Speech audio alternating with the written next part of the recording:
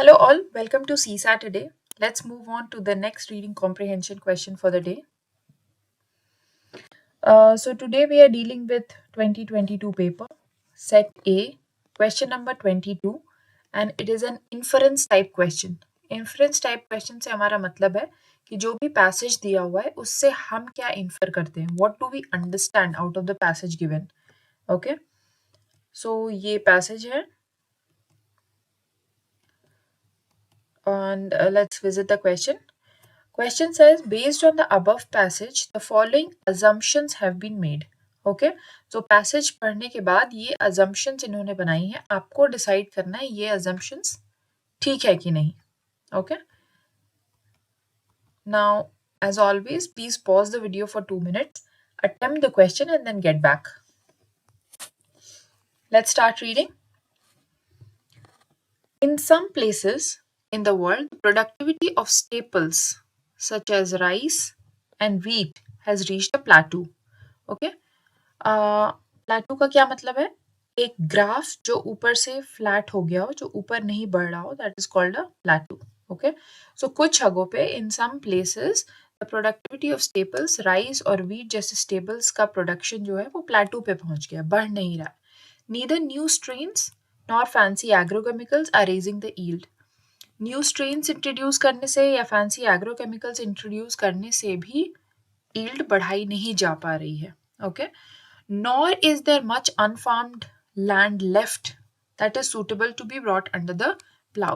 ना ही ज़्यादा unfarmed land हमारे पास बचा है जो हम एग्रीकल्चर के यूज में ला पाए.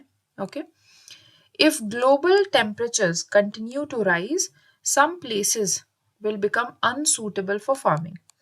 So global temperatures अगर बढ़ता रहा ऐसे ही, some places which are currently being used for agriculture will become unsuitable for farming.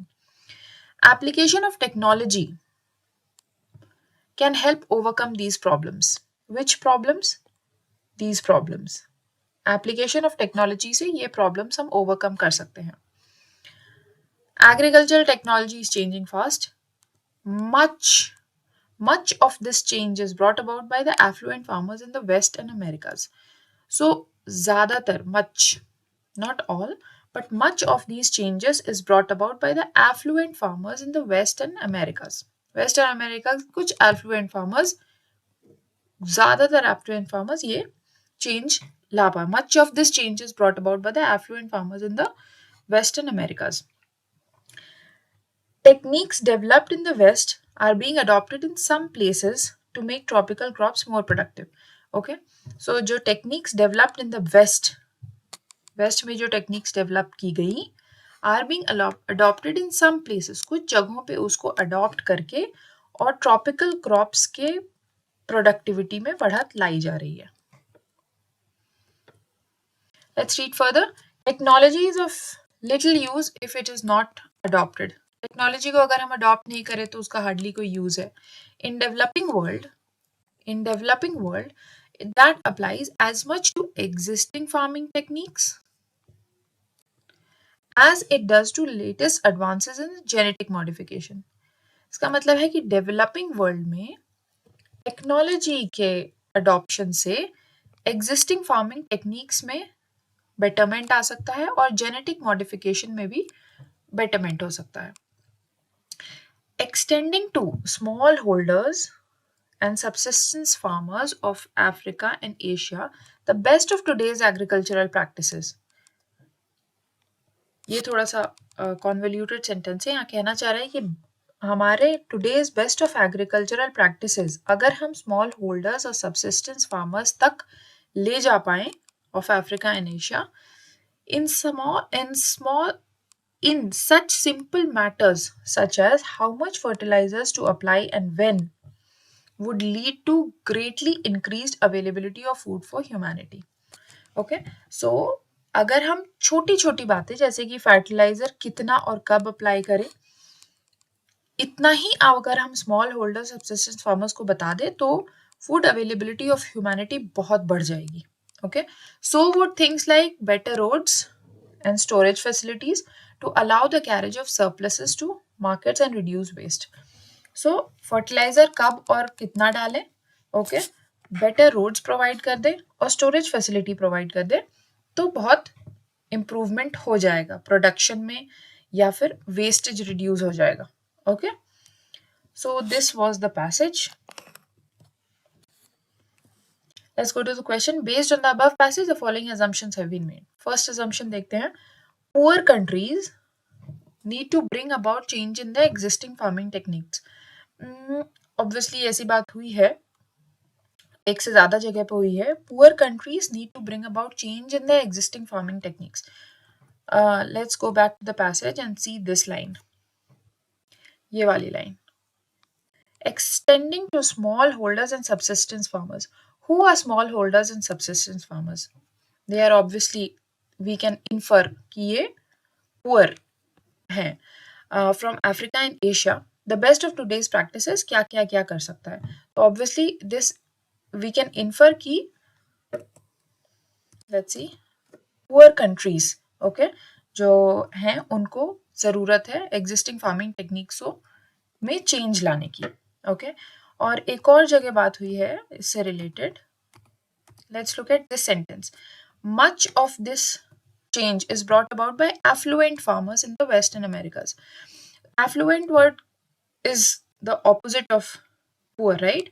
So affluent farmers ज़्यादातर changes ला रहे हैं. So we can again infer कि जो poor हैं उनको भी ज़रूरत है change लाने की. Okay, so we'll go by the first assumption as to this being correct. Okay. Now, second one says developing countries have better infrastructure and they'll waste less food. Now, waste less food, ऐसी कहीं बात नहीं हुई है. The developed countries, sorry, I misread it. Developed countries have better infrastructure and they waste less food. Wastage of food की बात हुई है, but wastage of food की क्या बात हुई है? Let's see. ये बात हुई है कि अगर हम इन कंट्रीज को कुछ फैसिलिटीज प्रोवाइड कर दें, बेटर रोड्स या स्टोरेज फैसिलिटी, तो फूड कैरी करने में और रिड्यूस करने में वेस्ट हेल्प हो जाएगी. इसको हम कहीं से भी इम्प्लाई नहीं कर सकते हैं that developed countries have better infrastructure and they waste less food. Okay, so this inference cannot be made about the developed countries from that sentence. So we'll go by only one. So let's see the code. So only one is the correct answer for this. So this was an inference type question. Agricultural area से था, agriculture से. Understand the basic point. Okay, इसका technique हम ये बता सकते हैं कि आपको बेसिक पॉइंट समझना है कि ऑथर क्या कहना चाह रहा है. Then it will all the assumptions will fall in place. You will understand which assumption is right and which is wrong. Tough words और keywords. प्लाटू का मतलब है एक फ्लैट टॉप जो कि बढ़ना बंद हो जाए, एक ग्राफ जो कि ऊपर से फ्लैट हो जाए, पॉइंट पे प्रोग्रेस स्टॉप्स. एग्रोकेमिकल्स, जो भी केमिकल्स हम एग्रीकल्चर में यूज करते हैं. Unfarmed land which is not being used for farming. Adopted, किसी चीज को ढालना, एडजस्ट और change for the specific purpose. Genetic modification, और genetic modification is altering organisms genes. ये बहुत सारे एरियाज में यूज हो सकता है ये टर्मिनोलॉजी, बट यहाँ पे हम लोग क्रॉप्स के बारे में बात कर रहे हैं. स्मॉल होल्डर्स का मतलब है जो छोटे छोटे लैंड पे फार्मिंग करते हैं. Okay, farmers with small plots of land. Subsistence farmers कौन होते हैं? Farmers who grow food for their families, जो हैंड टू माउथ आप कह सकते हो उसको, जो फार्मर्स उतना ही उगाते हैं जितना उनको ज़रूरत होती है, उगाते हैं और कंज्यूम करते हैं. अवेलेबिलिटी, अवेलेबल होना, how easy something is to get, that is called availability. Surplus मतलब extra, बचा हुआ. And wastage, बर्बादी होना, throwing away or losing resources, that is called wastage. So that was it. Thank you all. Let's meet with the next PYQ tomorrow.